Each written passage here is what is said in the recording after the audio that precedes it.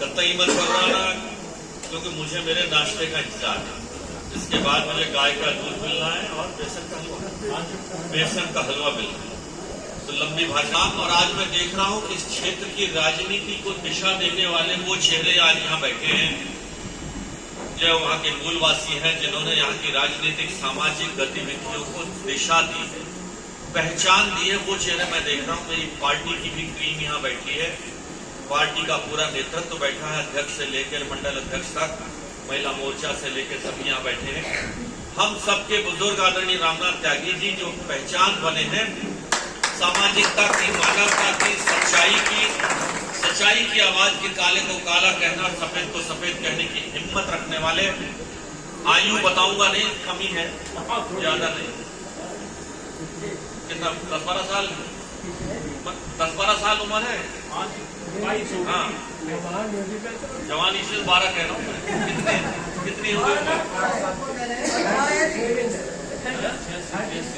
86-14 हो गए ना, बात दोबारा आ गई। हाँ, 86 के हैं, 14 साल बाकी है इनके 100 साल पूरे होने में। 14 साथियों, ये सौभाग्य है मेरा कि मुझे मेरी कर्मभूमि की माटी में काम करने का मौका मिला और आप लोगों ने इतना प्यार दिया। इस क्षेत्र की जनता ने भी मुझे बहुत दिया और पार्टी ने भी छोड़ा खोल के दिया, छप्पर तोड़ के दिया था। किसी को पार्टी ने या क्षेत्र के लोगों ने इतना प्यार नहीं दिया जितना मुझे दिया।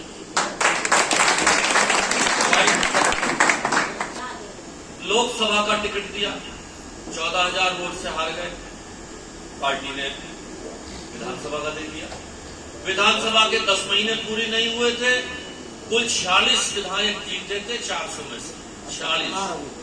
उनमें से ये आपने हमें जिता दिया 400 में से 40। आज तो 264 है। फिर पार्टी ने 10 महीने विधायक रहने के बाद लोकसभा का टिकट दे दिया। लोकसभा में जीत गए तो 4-4 विभाग का स्वतंत्र प्रभार का मंत्री बना दिया। फिर मंत्री 4 विभाग में मंत्री, आजाद भारत का पहली बार का सांसद जो स्वतंत्र प्रभार मंत्री बना, मैं खाली अकेला था, आपका बेटा आपके क्षेत्र का सांसद। उसके बाद दोबारा सांसद बना दिया, फिर और छोटे मोटी जिम्मेदारी भी दे दी। अब उससे भी हटा देंगे, अभी लोग करेंगे, गाल बजाएंगे। देखिए 5 सितंबर को त्रिपुरा में चुनाव है। 5 सितंबर को त्रिपुरा में चुनाव के बाद हम सबको इशारा हो गया कि जो संगठन के कामों में कुछ और लोगों को लगाया जाएगा। संगठन के काम में श्री चंद जी को लगाया जाएगा, कुछ और लोगों को लगाया जाएगा कि श्री चंद जी पूरी सेवा से काम करेंगे।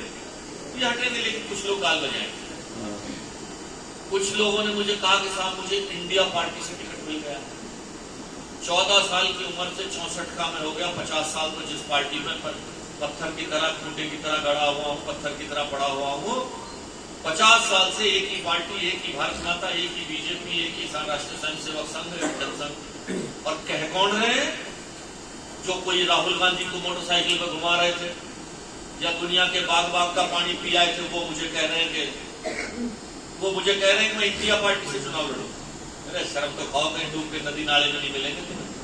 अपना आईना तो देख लो, अपना इतिहास तो देख लो। कहने का हक किसी उसको तो हो जो दूध का धुला, लेकिन जिनकी पर दाग ज्यादा है, बाकी सफेद चादर कम रह गई है, वो अगर ये कहें उनका क्या इलाज है?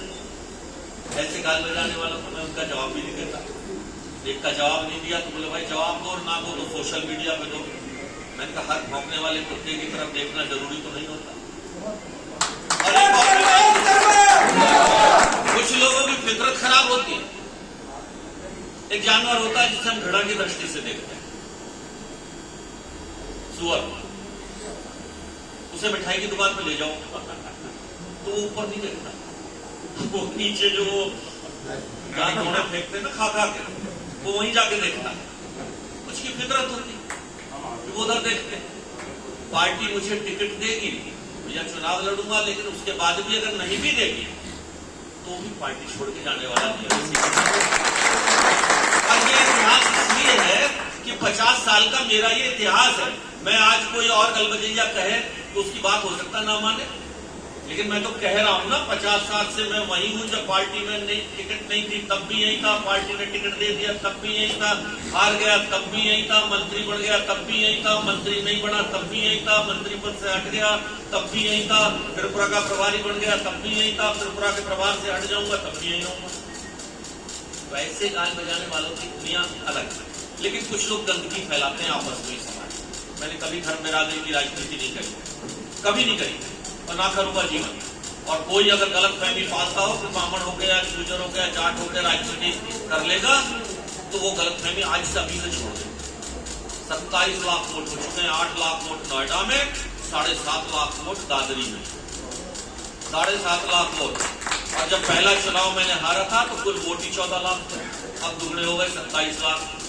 कर लो भैया किस बिरादरी की बंसी बजानी है तुम्हें। किसी ने कहा था मुझे पार्टी टिकट दे रही है और मैं आ गया हूँ आपके बीच में जनसेवा करने। पहले मैं सरकार का दामाद था, अफसर था, अब मैं आ गया हूँ आपके बीच में। आजमगढ़ का ठाकुर हूँ मैं और सारे ठाकुरों मुझे वोट दे देना। और सारे जिन जिन लोगों ने मेरे से, आपको ध्यान है धारा 151 में 14 दिन जेल भेजे थे अधिकारी, मेरे पास भी आया था एयरपोर्ट में, भाजी इसी ने मारी थी सबसे पहले। खैर वो कह रहा भाई चरखे दूध बाप के पास मांगेगा तो लात पड़ेगी, दूध पीना है तो माँ के पास जाना पड़ेगा। अब मैं यहाँ से मेरे समर्थक तो हो सकते हैं, लेकिन टिकट तो कहीं और से बटना है। तो पहले वहां जाके गीत गा, वहां जाके रो, वहां जाके बंसी बजा, वहां जाके गिड़गिड़ा, वहां जाके कुछ करना। जहां टिकट मिलना वहां जा, यहाँ क्या गीत गा रहा। सेवा रायता बखेर में 2-4 मिल जाते हैं, भांड का जैसे लोग मिल जाते हैं, उन्हें वो अपने यहाँ ले जाएंगे, कहेंगे पक्की मार देंगे। मैं चिंता मत करो, तुमसे बढ़िया कोई कैंडिडेट नहीं है, तुम ही जीतोगे। ऐसे पूर्व बना पीछे जाके हंसते हैं, हम भी हंसते हैं, हम भी हंसते हैं। ऐसे लोग जाते हैं, चिंता मत कर, शाबाश। हम लोग जेल में थे, याद है, हम लोग जेल में थे, जेल में पहुंच के हमने देखा एक आदमी अंदर ही अंदर जेल में सारी रात बंद रहे, तो खाली बैठे कुछ काम नहीं था। एक प्राणी था जो टिकट का पहुंचा हुआ श्रीचंद जी का रिश्तेदार था, तो बोला भाई मुझे टिकट चाहिए लोकसभा। तो हमने सुनील मावी जी को तैयार किया। मैंने सुनील लेकिन इसने फोन अपना यहाँ लिख रखा, इसको फोन कर तेरा टिकट पक्का है और उसके लिए कुछ करना पड़ेगा, वो कर दियो। सुनील मावी जी ने फोन मिला दिया उसको, बोले भाई तेरा टिकट मैं देख के आया, अडवाणी जी के सामने रखा था, तेरा टिकट उस लिस्ट में मोजीराम जी कोई कुछ करेगा, कोई कुछ करेगा, इन्हें करने दो अपना काम, तो भगवान करेगा। अगर पार्टी मान सम्मान से टिकट देगी तो चुनाव लड़ूंगा, चुनाव आप लड़ाओगे तो लड़ूंगा, जिताओगे आप तो जीतूंगा, हराओगे या टिकट नहीं मिलेगी बात नहीं। अपने घर बैठ के जर्मनी डॉक्टरी का झोला था, उसी दिन से अपना झोला फिर पहन के बैठ जाऊंगा। इसलिए कोई अहंकार नहीं है मेरे लिए। मैं किसी से नहीं कह रहा कि टिकट मेरी पक्की है, लेकिन जो कह रहे हैं, मैं किसी से नहीं कह रहा कि टिकट मेरी पक्की है, लेकिन जो कह रहे हैं उससे पूछो कि तुम क्यों कह रहे हैं। भाई 3.5 लाख वोट से मैं पिछले बार जीता, उससे पहले 2.5 लाख वोट से जीता, 16,70,000 से जीता था। अब ये पता नहीं टिकट इन्होंने तेजपाल जी की है, तो तुम किसे भी जिता लो, तुम किसे भी जिता लोगे, इसमें कोई डाउट नहीं। रही बात मैं यहाँ का कर्जदार हूँ, आप लोगों ने जो प्यार मोहब्बत मुझे दी है और जो मैं कर पाया, 50,000 करोड़ के प्रोजेक्ट कोई सांसद अपने क्षेत्र में, देखो मोदी जी की उनकी बात तो मैं नहीं कहता, वो तो बड़े हैं हमसे, लेकिन उससे ज्यादा के काम अपने क्षेत्र में ले आया। आज मोदी जी जैसा प्रधानमंत्री हमें मिला है, ये देश का सौभाग्य है, ये देश का भाग्य बदलने वाला व्यक्तित्व मिला। और गीता के उस मंत्र में कि जब जब धर्म की हानि होती है, जब जब ऐसे पापी लोगों का बोझ धरती पर बढ़ जाता, कोई ना कोई ऐसा धर्म प्रेमी लोग, कोई ना कैसा महापुरुष आ जाता है, उसी रूप में नरेंद्र मोदी जी हमारे बीच में आए हैं।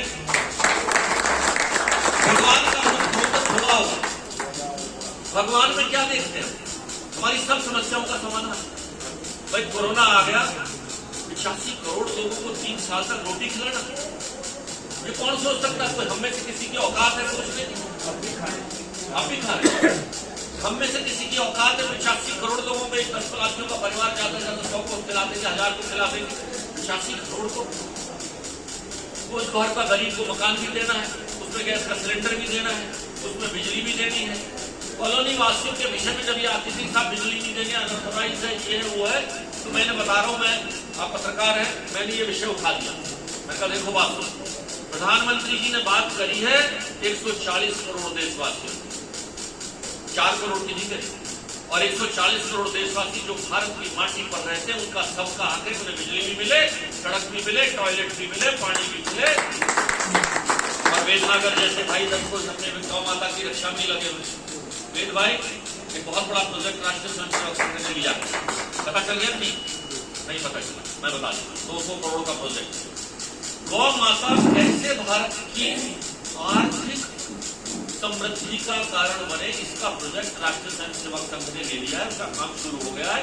दीनदयाल जी के जन्म स्थान वृंदावन में बरहे के पास करीबन 40 एकड़ जमीन पर यह कार्यक्रम। जब भारत पुराने समय का था तो वर्ल्ड की इकोनॉमी का 72% इकोनॉमी भारत से चलती थी, और समय आया, मुगलों का समय आया, वो 72 से घट के 52 हुई, 52 से घट के 28 हुई, और आज हम 3% बैठते। वर्ल्ड की इकोनॉमी में हमारा योगदान 3%।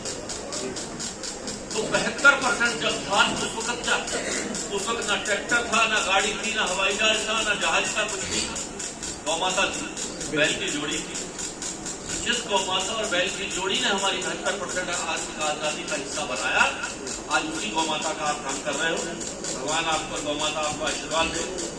बैठना साथियों, हमारा अध्यक्ष भाई विजय भाटी जी, देवानंद जी, पवली भाई जी, रावल जी, वाइस प्रेम प्रधान जी से घर का पता नहीं कुछ, हमारे बीच की जो खड़ी थी, हमारी मां नहीं रही है बात, क्या मोहब्बत हो गई थी मुझसे भी, मेरे पूरे परिवार से हो गई। और ऐसी माँ भगवान सबको मिले। लेकिन मैं भी बेईमानी बता देता हूँ, 84 साल की माँ है और 1 घंटा सवेरे माँ के साथ जरूर बैठता। मास्टर का बेटा हूँ, इसलिए 2 मास्टर बैठे मेरे सामने, शिविर जी और मास्टर मोतीराम जी, और जागीर जी का तो कुछ शब्दों में धन्यवाद दूँ। सभी को बहुत बहुत धन्यवाद। चित्रनागर जी, चंद्रवीर जी, सबके नाम में सभी छोड़ गए होंगे कुछ, सबको मेरा बहुत बहुत धन्यवाद। अतुल भाई, सबको प्रणाम। और अपना हक समझकर, गिरी जी अपना हक समझकर, परमानंद कौशल जी मेरे ज्ञानी सलाहकार, बिना मांगे सलाह देने वाला ऐसा ही होना चाहिए। विकास चौधरी जी, हमारे सुनील जी, सभी को मेरा बहुत बहुत धन्यवाद। सुरेंद्र प्रधान जी, चौना वाले, नमस्ते। अब दूध ठंडा हो रहा है, जयराम जी।